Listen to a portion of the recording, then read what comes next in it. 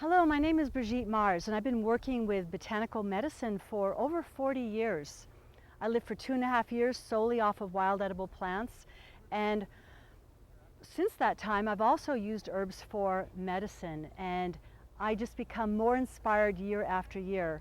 Herbs are really allies of this planet, and so often people walk through the earth and they just think that everything's a bunch of weeds, and if we would just take the time to learn the names and the properties of our herbal allies, we would feel so enriched. It's said that the average American recognizes over 1,000 logos and the products they're associated with, and yet they might recognize only 5 plants or 5 birds in their area. And yet humanity suffers from a wide range of illnesses. Many people are looking for ways to stretch their food dollars, and here we are in just a beautiful place of nature where no one has weeded, watered, fertilized, and when left to its own devices, nature blossoms forth in an incredible, colorful array of nutrients and magnificence and alkaloids and other wonderful properties that can help to heal and feed our needs. So if you're new to herbs, I would suggest that you get a good book of plants in your area. Start with the plants that grow near where you are. Very often the plants that we need the most are right outside our door. And it's a good idea before you embark on using a food or an herbal medicine that you read about it in several different books. There are sometimes poisonous lookalikes. There's also plants that are endangered that really need to just be left alone and respected. And a good place to start is learning to include more of the wild foods in your regular food consumption, or to make teas out of them. It's very easy to dry these plants and use them for the winter. And remember that this is really the tradition. When I hear people talking about traditional medicine, after all, this is the tradition that served millions of people for thousands of years. So I do feel that herbal medicine is something that really is time tested and is our birthright. And we just need to reconnect and learn more about that. We always want to think about being eco-conscious and leaving endangered species alone.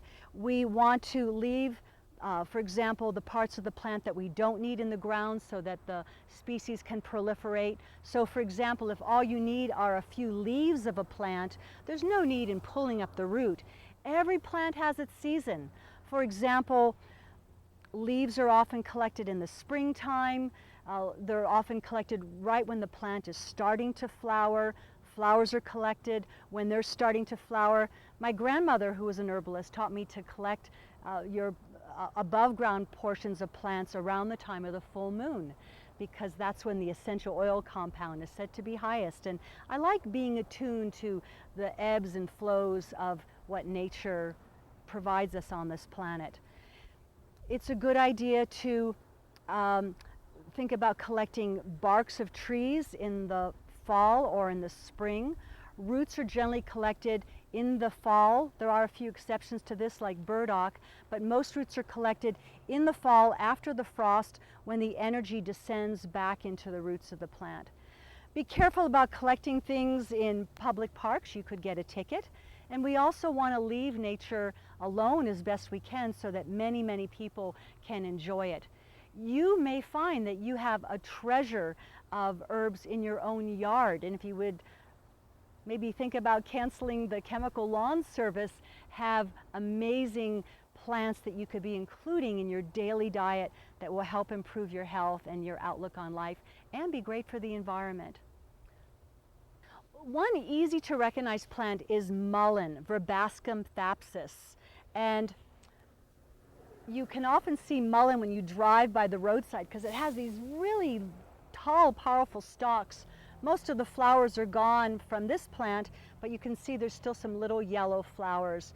Verbascum comes from the same root word as barbarian, because this plant is so soft and fuzzy, it was related to beards at one time, like a barb or a barbarian. Mullein leaves are a great remedy used for hay fever and allergies, for coughs, for colds. They are anti-inflammatory, antispasmodic, somewhat mucilaginous. If you are going to make a tea of mullein, I would suggest using a very fine strainer because there's a lot of little hairs of the mullein plant that could be somewhat irritating. Mullein sometimes affectionately gets called toilet paper or Girl Scout or Boy Scout toilet paper because if you're in the woods, this is a plant that is soft and absorbent. For many thousands of years, people would often put mullein leaves in their shoes as a way to extend the life of their shoes and cushion their feet and also make their walk a little bit lighter upon the earth. It's also known that mullein has been used as a type of makeup. In many cultures, it's not considered acceptable for women to wear makeup, so perhaps a woman would hear the clatter of horses and go grab a mullein leaf. Quick, he's coming, and use it to rouge her cheeks. Also very valuable of mullein are the mullein flowers, and mullein flowers are made into a wonderful oil. I usually collect mullein flowers and put them in a glass jar with garlic and olive oil and strain it. And if someone in your life has an earache, you take the strained oil and put just a couple of drops of the warmed, gently warmed oil in the ear, and it'll help fight infection and reduce the pain. And that's really a great remedy for any mother with small children to know. There's a legend that says however tall the mullein gets is how much snow we're going to get this year, so I think it's going to be a snowy winter. This one's taller than me.